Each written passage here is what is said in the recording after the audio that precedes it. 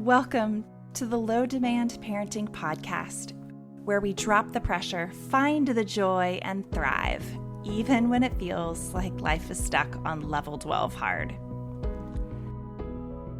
I'm Amanda Diekman, author, autistic adult, and mom of 3. I'm not here as an expert, but a fellow traveler. Together, we're learning how to live more gently, authentically, and vibrantly in this wild parenting life. Hello! In today's episode, I am so excited to be bringing you my conversation with Iris Chen, author of the book Untigering and founder of the Untigering movement. I loved hearing Iris's compassionate and honest take on her own growth as a parent and the ways that changing the way we see our children changes the way we parent. This is such an incredible conversation, and I want to get right into it. But I do want to mention here that I have a new course that is just coming out in early 2025. I'm so excited to be bringing this to you. It's called Aligning with Yourself, and it would be so helpful if you are a perfectionist or a recovering perfectionist, feeling like you're failing and falling short as a parent. This course is about letting go of that whole narrative, that story you're telling yourself that you're not doing a good job, and about standing tall in your own truth and your own power. I promise that it will help you as you advocate for your child and as you learn to live well in this season. You can find more information about it in the show notes. It would be such an honor to support you in this way. Welcome, Iris. Thank you for having me, Amanda. Glad to be here. I'm really glad that you're here. So I've heard you particularly talk about your mission at Untigering as this kind of detox process. It's a detox from authoritarianism, domineering, fear-based parenting, and naming that particularly in the cultural context for Asian families, this is a really important transition. I'm curious about the kind of parent you thought you would be earlier on in your journey. When you look back at that earlier version of you, how do you feel about her and what she was trying to do and what she faced? Yeah. When I look back on, because I did start off, I had the best of intentions not to become a tiger parent, but I think, like you asked the question, what kind of parent did I think I was going to be? I don't know if I had a clear idea of that, but I had a clear idea of what I wanted my children to be. And because I had a clear idea of what I wanted my children to be, I became the parent. I reacted in ways to form them into who I wanted to be. And then I became that very authoritarian, controlling, demanding parent, not ever intending to be that, but because I had a certain view of who I wanted my children to be, I became that.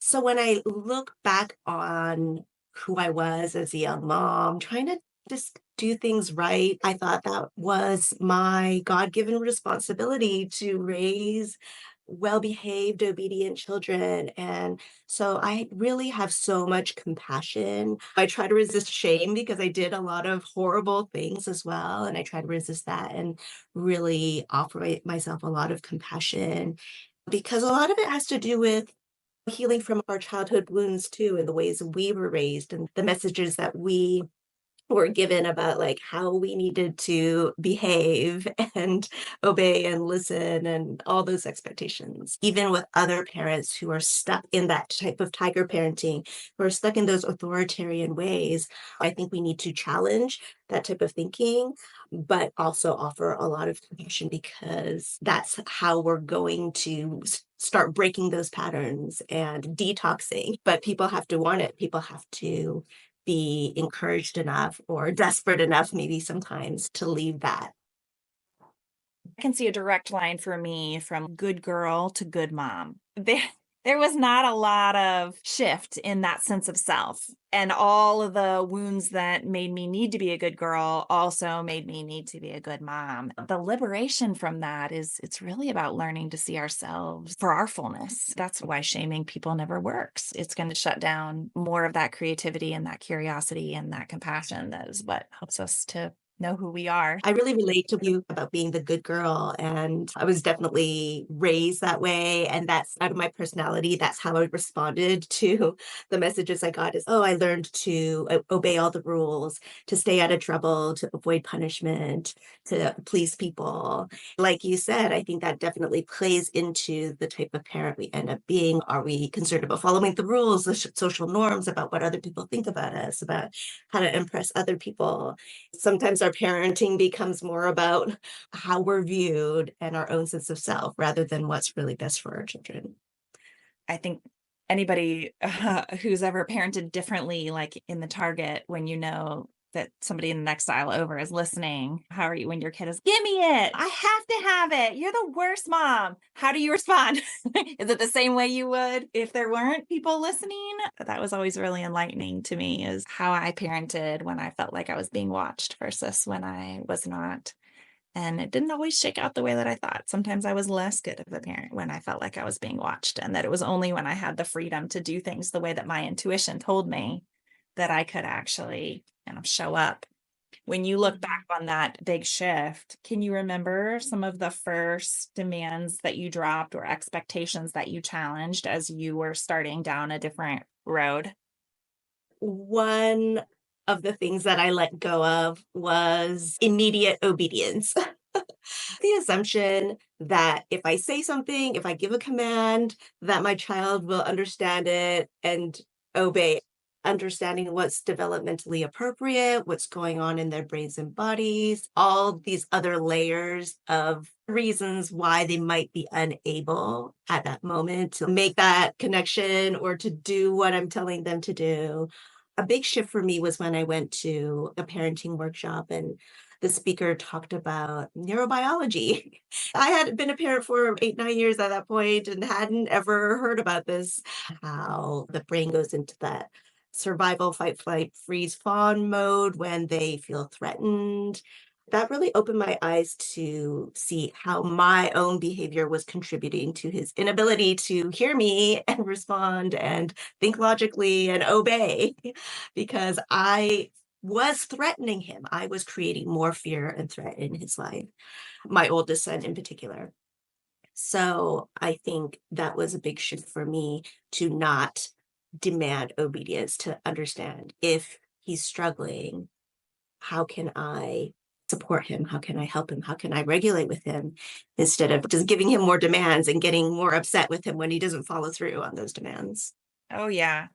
And many people will say, but it's a high demand world. And when a future boss says, I'm sure you've heard the same stuff, that's the way the world is. Were those thoughts in your mind at the time? I need to prepare my kids for a harsh world. And how have you shifted in your thinking about that? I don't know if I ever framed things that way, maybe because of my religious background to growing up in a conservative Christian evangelical community, that obedience was just a given. That's the framework that you understand parenting, that you often understand your own relationship with God. And so it wasn't necessarily framing the world as harsh, but that's just the way the world worked. And that's how it was what was right in some ways, this very hierarchical view of the world. What I saw from that was just the fruit, the results of that belief in my life was that it just created more conflict. It created more power struggles, more disconnection.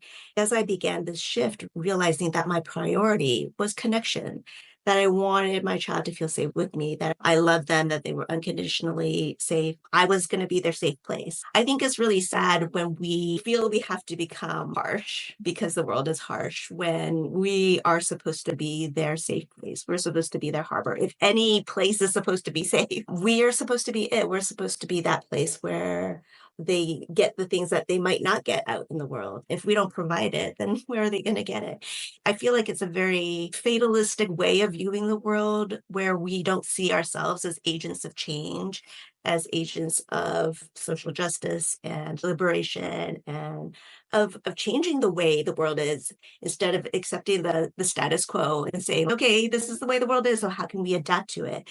That is a survival mechanism, and that's what many of us have to do in order to survive. But How can we think beyond just survival? How can we become shapers of the world, shapers of our culture? We actually all have power to do that.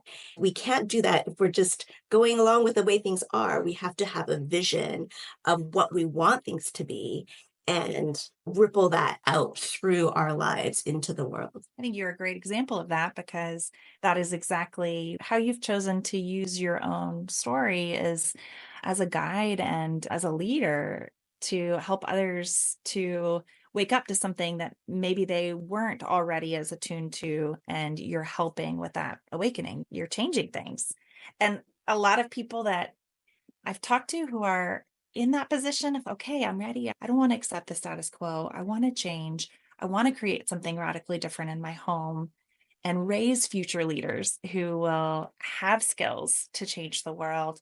It can be also simultaneously really isolating and lonely, and that the system around says you're breaking the rules. We don't do things that way. Sometimes that comes from a specific family member, but it can also come through cultural messaging and even threats on our safety. So, how have you, as a leader, faced your own isolation and created community where it didn't exist before? Yeah, I would say I'm a very reluctant leader. I never had the intention of starting anything like Untigering, but it was just like really sharing my story. I think part of the blessing for us as a family was actually the fact that we lived in China. Even though I'm ethnically Chinese, we were still foreigners because we were raised here. We were most fluent in English. We weren't considered fully American here in America sometimes. And in China, we were considered fully Chinese. We were in between worlds. And in that way, we had the freedom to create our own culture because we didn't fit in anywhere. We weren't expected to fit. We were already weird. We were already strange. We actually couldn't send our kids to the local schools because we were foreigners and there was no space for us. And we couldn't afford the expensive international school across the city. Making different choices that made sense for our family. And maybe even the fact that we were away from our immediate families, there was some distance so that we had to create our own community, create our own values, create our own culture, not just the traditions that had been passed down to us, but where we could choose this part of my identity is really important to me. So it's a unique situation. Not everybody has the freedom to do that. No, but I'm really relating to that. A lot of the parents listening are either neurodivergent themselves or raising neurodivergent kids. And there's often a sense with neurodivergence of, like you described, like being in between or not fitting in any of the worlds as they exist. When people say the world's a tough place or whatever, I'm like, the world wasn't built for my kids. So if we're going to see a place where they could thrive, then we have to make a new world. And I'm about that kind of business.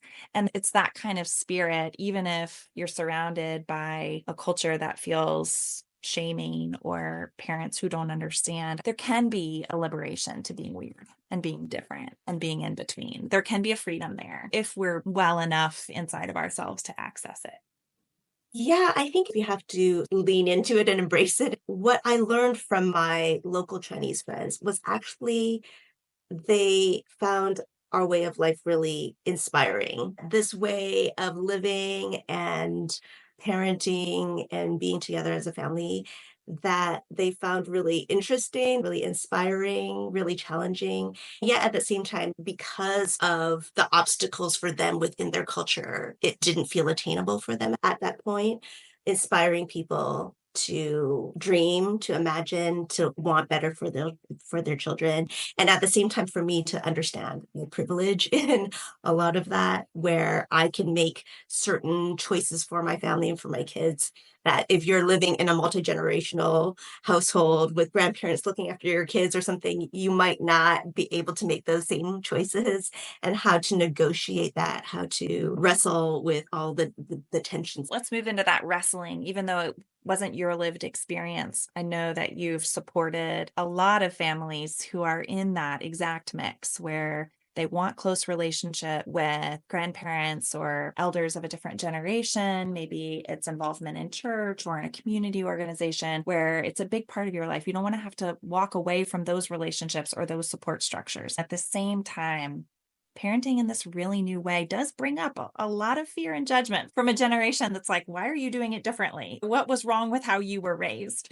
How would you encourage families to hold those two desires, to be parenting in radically respectful and detox ways, and in relationship with people who won't understand and can't understand this new way? I think this is where boundaries come in. And when I talk about boundaries within the Asian context, it is a little bit more nuanced than other cultures might experience it, where sometimes people talk about boundaries, and that means if you talk to my child again, we're not going to come visit, you can't have access to my child, or like really harsh boundaries. I think because many Asian families are so multi-generational, there is this sense of intergenerational interdependence. Feeling cut off from a certain generation feels very threatening, and that's not even something that we want. There's other ways for us to negotiate our needs and to draw boundaries that are not cutting people off. And of course, sometimes that has to happen because things are dysfunctional and abusive. That needs to happen. What I've experienced in my own life is I need to get more confident and more grounded in my own truth, so that no matter what other people say in my community, my parents, they can comment, I'm still grounded in my truth. I'm not going to necessarily let that sway the way that we're doing things as a family. They can make a comment and I can say, you're entitled to your comment. Thank you for your opinion. But I don't have to do anything with that. I don't have to carry that and then begin to adjust what I do in order to please them. Especially now that I'm an adult, I can stand in my own truth and my own values, in my own integrity, and not feel like I need to appease them. Culturally, that's really hard, and maybe that's what they expect. But there are still ways that we can show respect to the elder generation without complying with whatever they want us to do. As parents of this generation, as we're trying to respect the older generation and break the cycles for the younger generation, we being that in between cycle where we really need to be grounded and firm in the radical shifts that we're making, because the older generation might not understand, and that has to be okay in some ways. We don't have to get their agreement or their thumbs up for us to walk forward in this. What I've experienced is that seeing the relationship that I have with my children now, it's just so worth it. It's just not, you can't compare. And the older generation sees that too. It might take some time for them to see the results of this type of parenting, but over time they can see it. And I can see it. That just gives me more and more confidence to walk this path. I love that. That's the exact spot that I like to bring in boundaries to, not in the part where we are controlling our kids, but actually when we're getting to our own deep work and how we allow other people's voices to sway or not sway us. I love the nuance that you brought in, that we can still be in deep relationship with people who may not understand what we're doing. Ideally, obviously, I think we're both accounting for the reality that there are traumatic situations that are outside of this, but there's nuance too. That's not the only way to feel grounded in yourself, is to cut off someone else, especially when that just goes against everything you want to be about and everything that is true. I wonder if there are any particular ways that you found especially helpful in narrating what you're doing. People will often say, what do you say? How do you even tell people that you're unschooling, or that your kids can talk to you however they want to, that you're not going to use punishments? How do you translate that to people who are genuinely wanting to understand but can't easily understand?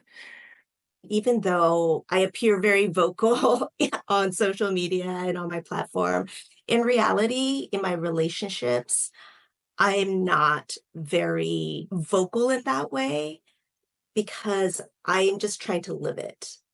Especially when you're in a community where they're not on the same page, where they're doing things very differently, they can experience me coming in and doing my teaching thing or informing them of why they shouldn't do that as very judgmental, as she thinks she's better than us. Unless I'm invited into a space, I don't do a lot of teaching in that way.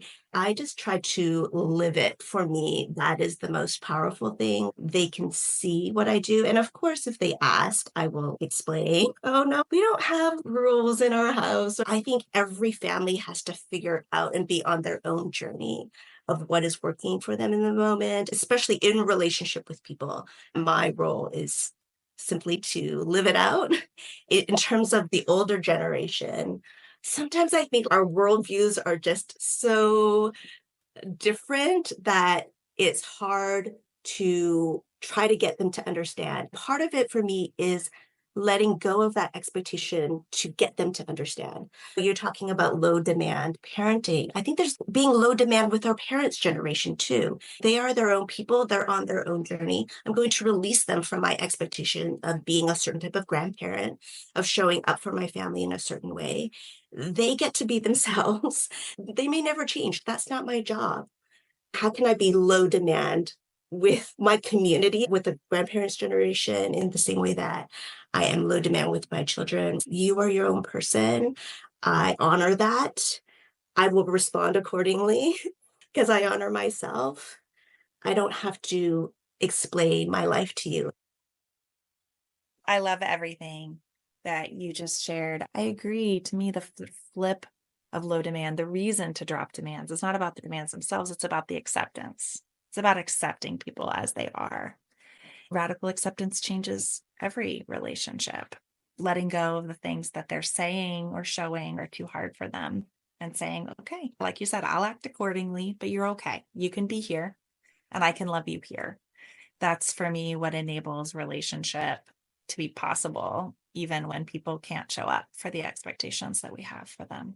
I learned all that from my kids, but it radiates outward to other relationships as well.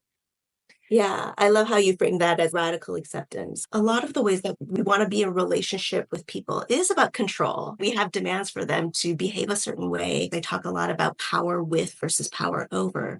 How can we resist the impulse, use our power to control another person and radically accept them as they are? That doesn't mean we have to be in intimate relationship or connection with them. Radical acceptance might mean a little distance. So I loved how you framed it that way. Thank you so much. Thank you for all the work that you do. You may be a reluctant leader, but your impact shows the leadership nonetheless. And when you said that you really like to live it, that's exactly what I see you doing, is continuing to live out your beliefs in as many different places and ways as you can to say, I want to see a different world and I'm going to be one of the people to help. So thank you for that legacy that you're leaving and for all the people that you've inspired to take courageous steps forward. Thank you so much.